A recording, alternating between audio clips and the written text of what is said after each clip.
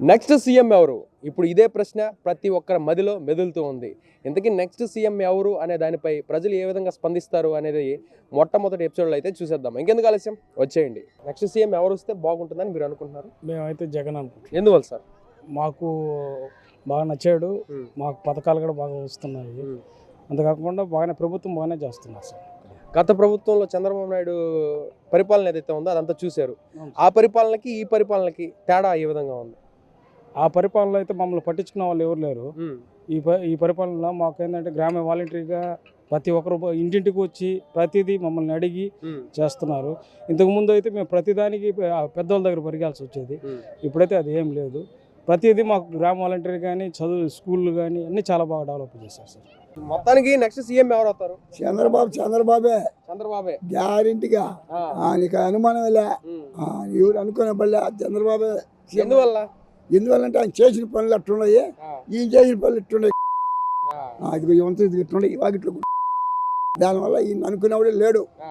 ఏమి వచ్చి కూడా లాభం లే. ఉళ్ళూరు మహానుభావులు శుద్ధంగా కట్టిపోయి వీడికి ఇంతకు మళ్ళీ ముఖ్యమంత్రి వాడు అనవసరం. వాడు ముసలోడు అయినా వాడు కొనన్నా చేశాడు. వీడికి సీఎం బళ్ళే కిఎం బళ్ళే అయినా ఆ బిల్డింగ్లు ఆ కేసులు చూసుకుంటే సాలుడు. జగన్ చాలా పథకాలు అయితే ఇచ్చాడు కదా, దేనికే కూటి గ్రామ పథకాల. ఇప్పుడు ఈయన పోయి అంటే ఒక పథకం అన్నీ తీసేస్తారు. ఏని పనికి వచ్చాయి? ఇప్పుడు 40 ఏళ్ళు డబ్బులు ఇచ్చా అన్నాడు, ఊరికన్నా రూపాయి ఉందా? ఇప్పుడు అమ్మఒడి పథకాలు అవన్నీ అన్ని వేస్ట్. 100 మందికి ఇస్తాడు, 7,000 మందికి రాస్తాడు పేపర్లో. 100 మందికి పోలేదు, 20 మందికి ఇచ్చాడు. మోసం. 2 లక్షల మంది పింఛన్ తీసేశాడు, 1,00,000 మందికి ఇచ్చాడు.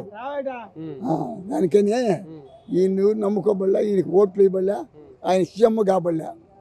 వాడు కానీ సీఎం అయినా అంటే రాష్ట్రం నాశనం అయిపోద్ది. వాస్తవం కూడా ఇక వాడి గురించి చెప్పాల్సిన అవసరం మనం. దేనికి ఏం చేశాడు? ఇప్పుడు ఆయన సీఎంగా ఉండబట్టి మన బూడిదలో ఉన్నాగా ఈ రోడ్డు నీట్గా ఉండింది. 100 మంది వాకింగ్ చేస్తున్నారు. ఈరోజు తినేవాడు లేడు, గబ్బు కొట్టుకుంటుంది. చేసిన పనులు ప్రజల కోసం అవి గమనాలు మర్చిపోవాలా. అది తెలుసు, మనుషులకు తెలుసు. ఊరిస్తే బాగుంటుందని జనానికి బాగా తెలిసిపోయింది. ఇప్పుడు ఏమి నేరబడ్డా అది సంగతి. నెక్స్ట్ సీఎం ఎవరు అవుతారు అనుకుంటున్నారు? జగన్ అవుతారు. ఎందువల్ల? మాకు అన్నీ సాయం చేస్తున్నాడు కాబట్టి. ఇప్పుడు వరకు చూస్తే మీకు ఏ పథకాలు వచ్చాయి? ఇప్పుడు మాకు పింఛన్లు ఇస్తున్నాడు, మాకు బియ్యం ఇస్తున్నారు, అన్ని మాకు బాగానే వస్తాయి. అమ్మఒడి, అదే విధంగా పెద్దవాళ్ళకి పింఛన్లు రావడం, అన్ని రైతు భరోసా అన్ని వస్తున్నాయి. అయితే ముందు చంద్రబాబు నాయుడు పరిపాలన చూశారు, ఆయన పరిపాలనకి ఈయన పరిపాలనకి తేడా అయింది. తేడా ఇదే మేలుగా ఉంది. నేను ప్రభుత్వం బీద ఏవో ఇస్తున్నారు కదా, సబ్సిడీలో అవేవో ఇస్తున్నారు మామూలుగా. ఇదివరకు లోగడ అవన్నీ లేవు కదా, అట్లనే మనకేం రావు. ఆయన అయినా రావు, ఈయన అయినా రావు. మన మీరు సమాజాన్ని దృష్టిలో పెట్టుకొని చెప్తున్నారు ఇప్పుడు పథకాలన్నీ వస్తున్నాయి, గతంలో లేవని. అయితే చంద్రబాబు నాయుడు పరిపాలన ఏ విధంగా ఉంది అప్పట్లో? ఆయన పరిపాలన అదొక టైపు, ఇదొక టైపు. అయితే రాబోయే ప్రభుత్వం ఏదొస్తే బాగుంటుందని అనుకుంటున్నారు?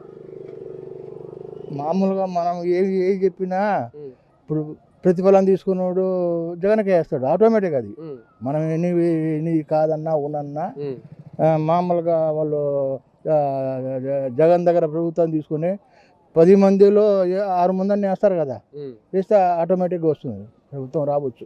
ఎవరు వస్తారో బాగుంటుంది. అసలు మీ అంతరాత్మ చెప్పండి, ఎవరు వస్తే బాగుంటుంది?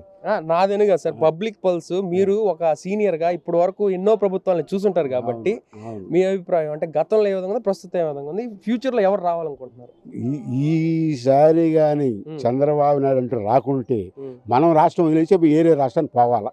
అది దాన్ని బట్టి మీరు ఆలోచించండి. ఎందువల్ల సార్? ఎందువల్ల అంటే ప్రతి ఒక్కటి ఈ నెల కరెంట్ బిల్లు వచ్చింది, రేపు నెల వచ్చేది ఇంకొద్ది పెరిగిపోతుంది. ఒక సంవత్సరానికి ఇంటి పనులు వస్తాయి, రేపు సంవత్సరానికి ఇంటి పని పెరిగిపోతుంది. ప్రతి ఒక్కటి మన జోబులే తీసి పంచుతున్నాడే కానీ సపరేట్గా ఏమైనా పరిశ్రమలు రావడమో లేకుంటే ఇంకేమైనా వచ్చి వేరే సోర్సెస్ లేకుండా డబ్బులు సంపాదించి లేకుండా ఎప్పుడు మన జోబులు మనం పెంట తిని బియ్యం సంపాదించుకొచ్చింది ఆయన పెట్టాల్సి వస్తుంది. అయితే ఎన్నో పథకాలు ఇచ్చారని చెప్పి ఏం పథకాలు ఎవరికి ఇచ్చారు? పథకాలు చెట్ల కింద ఎవరికి ఇచ్చాడు? ఇప్పుడు నాకు ఉన్నది, నాకే పథకం లేదు. అంటే నీ దగ్గర అది ఉంది, బండి ఉంది, అవి ఉన్నాయి అని చెప్పి మాకు ఏ పథకంలే. నేను సంపాదించిన డబ్బు ఆ చెట్ల కింద ఉండేవాడికి పంచుతున్నాడు నా దగ్గర తీసుకొని. అదేం ధర్మం నాకు అర్థం కాల. అదేదో ఆయన పని చేసుకొని ఆయన ఏరే విధంగా ఇప్పుడు ఇది అంతకుముందు చంద్రబాబు నాయుడులో పార్క్ చేయాలని ఉన్నాడు. దీనికి ఒక 5 రూపాయలు టికెట్ పెట్టుకునేవాడు. ఆ 5 రూపాయల టికెట్ మీద ఎంత డబ్బులు ఇచ్చున్నాం, ఎంతమంది ఎంప్లాయీస్ ఇచ్చున్నాం, అవన్నీ లేవు కదా. ఇది డెవలప్మెంట్ లేదు, సోర్స్ లేవు డబ్బులు వచ్చేదానికి. అది అంతప్పటి నుంచి ఆయన జగనన్న ఇచ్చిన మా కొలాయి పెట్టడు, చంద్రబాబు నుంచి కొలాయి పెట్టడు. ఎవరైనా సరే సంపాదించి నలుగురికి ఉపయోగపడేట్టు కావాలా. ఇప్పుడు మా పిల్లకాయలు చదివినారనుకోండి, ఇవి ఇక్కడ మన ఆంధ్రప్రదేశ్లో ఉద్యోగాలు లేవు, వేరే రాష్ట్రానికి పోవాలా. నెక్స్ట్ ఏ ప్రభుత్వం రావాలనుకుంటున్నారా? కాంగ్రెస్ ప్రభుత్వం ఎందువల్ల సార్? అంతే, కాంగ్రెసే రావాలి అంతే. అంటే ఇక్కడ ప్రస్తుతం మనం చూస్తే టీడీపీ ఉంది, జనసేన ఉంది, అదేవిధంగా వైఎస్ఆర్సీపీ ఉంది. కాంగ్రెస్ రావాలని ఎందుకు అనుకుంటున్నారు? ఇందిరాగాంధీ పీరియడ్ నుంచి మేమంతా కాంగ్రెసే, అందుకని కాంగ్రెసే రావాలని మా కోరిక. ప్రస్తుతానికి ఈ ప్రభుత్వం ఏ విధంగా ఉందని మీరు ఫీల్ అవుతున్నారు? అదంతా చెప్పలేదు. ముందుండే ప్రభుత్వం ఇందులో కూడా అంతే, అంత అట్లా మొత్తానికి అన్ని ప్రభుత్వాలని పక్కన పెడితే కాంగ్రెస్ వస్తే బాగుంటుంది అని మీరు అనుకుంటారు? బెటర్ అంతే. చూశారు కదా, మొదటి ఎపిసోడ్లో భాగంగా ప్రతి ఒక్కొక్కరు ఆవేదనని, ఒక్కొక్కరు బాధని, నెక్స్ట్ ఎవరు రావాలి, ఇప్పుడు వరకు ఉన్న ప్రభుత్వాలు ఏ విధంగా ఉన్నాయి అనేది వాళ్ళ అభిప్రాయాలు అయితే వారు తెలియజేశారు. మీరు కూడా మీ అభిప్రాయాన్ని తెలియపరచాలంటే కామెంట్ సెక్షన్లో కామెంట్ అయితే చేయొచ్చు. చూశారు కదా, ఇది వాళ్ళ ప్రత్యేక కార్యక్రమం. మళ్ళీ మరిన్ని విశేషాలతో మరో ప్రత్యేకమైన కార్యక్రమంలో అయితే కలుసుకుందాం. అంతవరకు సెలవు. కెమెరామెన్ రియాజ్తో దినేష్.